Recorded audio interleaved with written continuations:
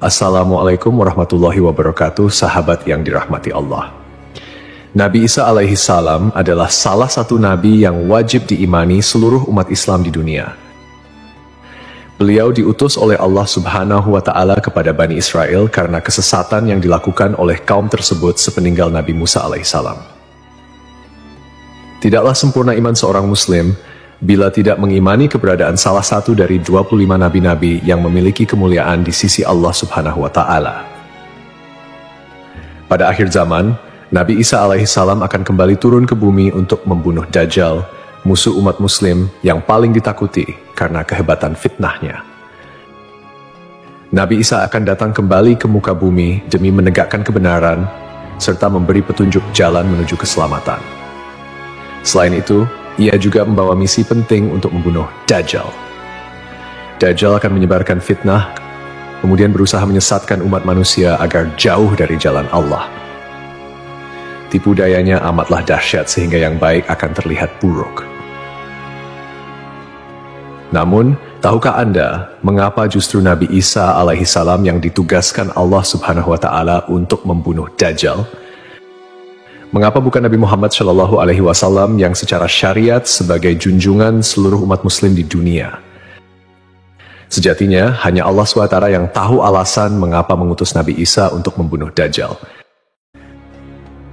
Tapi sebelum lanjut, jangan lupa klik tombol subscribe, like, komen, dan lonceng notifikasi sahabat untuk mendukung channel ini agar terus menyiarkan syiar Islam. Serta silakan tulis harapan sahabat di kolom komentar. Semoga semakin banyak yang mengaminkan, maka makin cepat terkabul. Membuktikan Nabi Isa masih hidup. Alasan pertama yaitu membuktikan bahwa Nabi Isa masih hidup. Bangsa Yahudi dan Nasrani percaya bahwa Nabi Isa dibunuh dan disalib oleh orang-orang Romawi. Namun, sebenarnya Allah Subhanahu wa Ta'ala menyelamatkannya dengan menggantikan peran Nabi Isa alaihissalam kepada orang yang wajahnya diserupakan dengan beliau.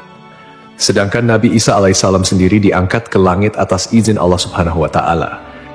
Karena ucapan mereka orang Yahudi, sesungguhnya kami telah membunuh Al-Masih Isa putra Maryam, Rasul Allah. Padahal mereka tidak membunuhnya dan tidak pula menyalibnya, tetapi yang mereka bunuh ialah orang yang diserupakan dengan Isa.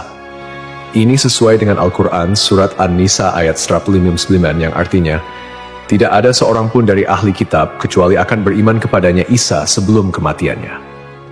Dan di hari kiamat nanti, Isa itu akan menjadi saksi terhadap mereka.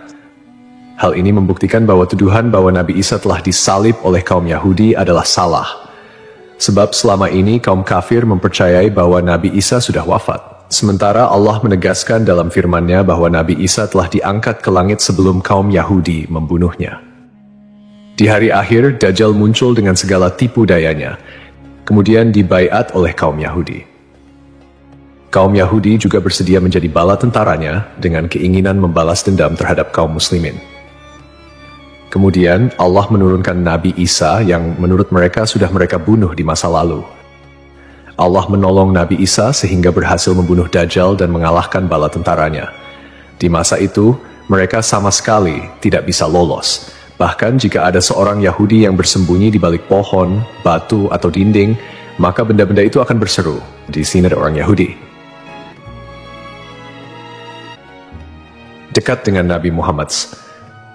Salah satu nabi yang memiliki kedekatan khusus dengan Nabi Muhammad adalah Nabi Isa. Aku adalah manusia yang paling dekat dengan Isa bin Maryam. Antara zaman kami berdua tidak ada nabi yang memisahkan. Selain itu, Nabi Isa sendiri pernah berdoa kepada Allah Subhanahu wa Ta'ala untuk dijadikan umat Nabi Muhammad. Oleh sebab itu, Nabi Isa diturunkan ke bumi untuk menjadi umat Nabi Muhammad. Pasalnya, berita tentang keistimewaan Rasulullah Shallallahu Alaihi Wasallam memang sudah diketahui pada zaman Nabi Isa.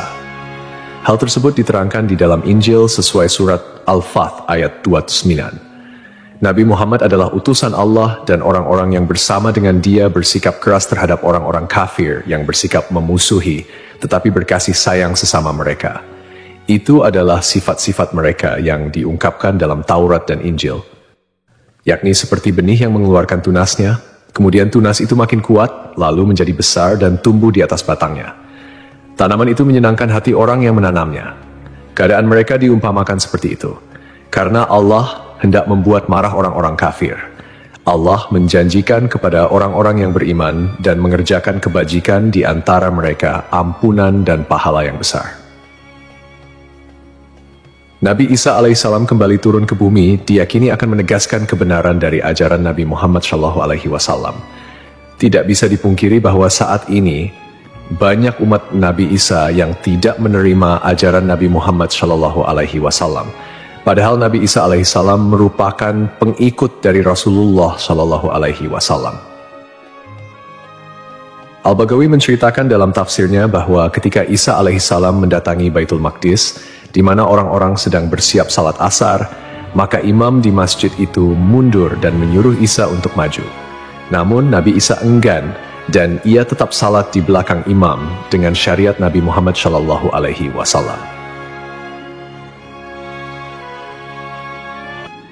Menjalankan kewajiban jihad. Menjalankan kewajiban jihad sebagai kaum muslimin adalah tugas yang penting. Maka Nabi Isa diturunkan ke bumi untuk menjadi umat Nabi Muhammad. Keistimewaan Nabi Muhammad memang sudah diketahui sejak masa Nabi Isa dan diterangkan di dalam Injil sesuai surat Al-Fath ayat 29, yang artinya, Muhammad adalah utusan Allah dan orang-orang yang bersama dengan dia bersikap keras terhadap orang-orang kafir, tetapi berkasih sayang sesama mereka. Kamu melihat mereka ruku dan sujud mencari karunia Allah dan keridhaannya. Pada wajah mereka tampak tanda-tanda bekas sujud. Demikianlah sifat-sifat mereka yang diungkap Taurat dan sifat-sifat mereka yang diungkapkan dalam Injil. Saat Nabi Isa turun ke bumi, Dajjal sudah berada di tengah masyarakat dan memperdaya manusia. Sebagai kaum muslimin, Nabi Isa berkewajiban untuk berjihad melawan Dajjal dan bala tentaranya.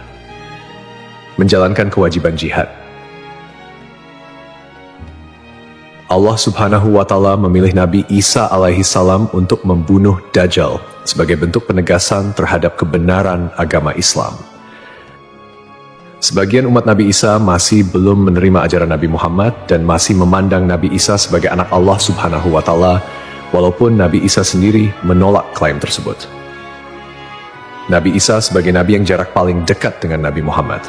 Keduanya merupakan tokoh yang unik dalam perjalanan kenabian.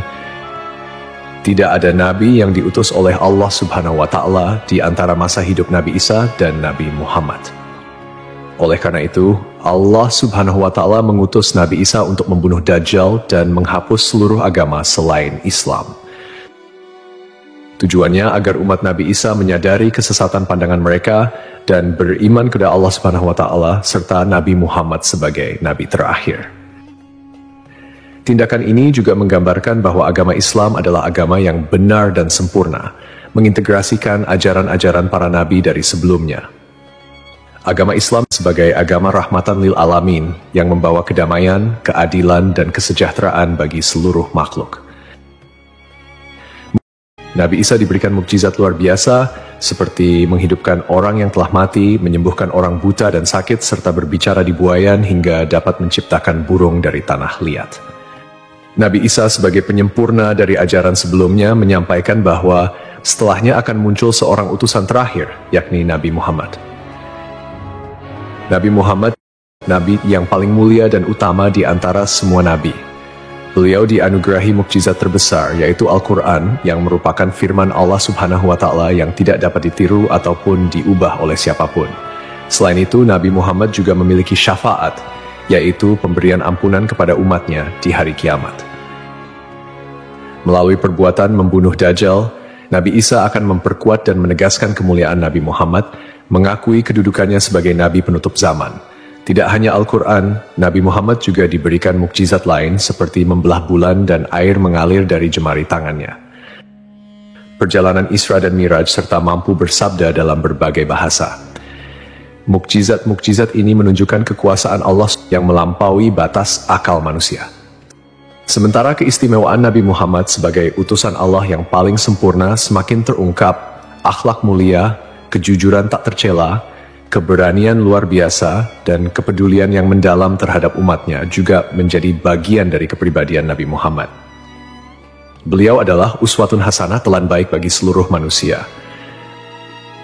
Hubungan dekat Nabi Isa dan Nabi Muhammad terlihat jelas, di mana Nabi Isa adalah nabi yang paling mendekati masa kenabian Nabi Muhammad tanpa ada nabi lain yang diutus oleh Allah antara keduanya. Nabi Isa bahkan menyampaikan kabar tentang kedatangan Nabi Muhammad sebagai nabi terakhir. Beliau mengakui bahwa Nabi Muhammad adalah nabi penutup para nabi dan menyatakan persaudaraan di antara mereka, cinta dan saling menghormati. Nabi Isa dan Nabi Muhammad menjadi bukti kebersamaan spiritual dengan mengakhiri keberadaan Dajjal. Nabi Isa secara simbolis menegaskan kemuliaan Nabi Muhammad dan menghormati sebagai nabi akhir zaman. Untuk dikembalikan ke tanah. Alasan selanjutnya, Nabi Isa alaihissalam akan dikembalikan ke bumi sesuai kodrat manusia yang tercipta dari tanah.